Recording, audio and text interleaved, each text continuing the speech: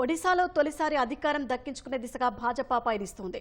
Assembly ఎన్నికల ఫలితాల సరళిలో అత్యధిక స్థానాల్లో కమలదళం ఆధిక్యంలో కొనసాగుతోంది. మెజారిటీ స్థానాలను దాటి ముందంజలో దూసుకెళ్తోంది. 6 దశాబ్దాలకు పైగా ఒడిశాను ఏలిన నవీన్ పట్నాయక్ కు చెందిన బిజు జనతాదళ్కు ఈసారి భాజపా నుంచి గట్టి పోటీనే ఎదురైంది.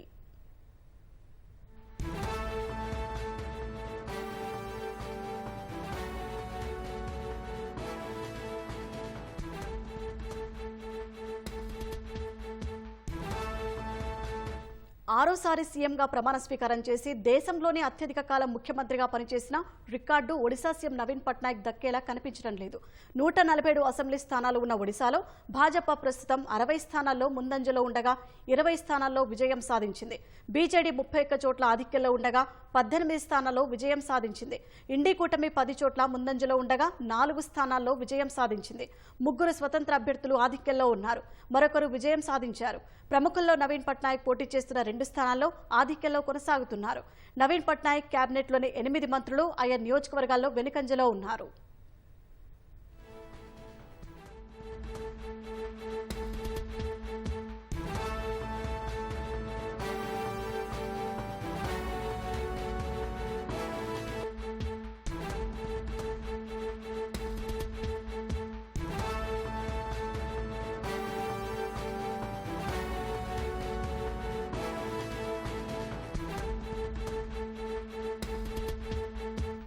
అటు లోక్సభ ఎన్నికల ఫలితాల్లోనూ భాజపాని ఆధిక్యం ప్రదర్శిస్తోంది.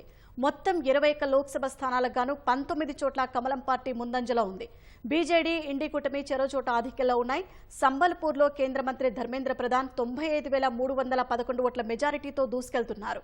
భాజపా జాతీయ అధికార ప్రతినిధి సంబిత్ పాత్ర 73,156 ఓట్ల మెజారిటీతో దూసుకెళ్తున్నారు.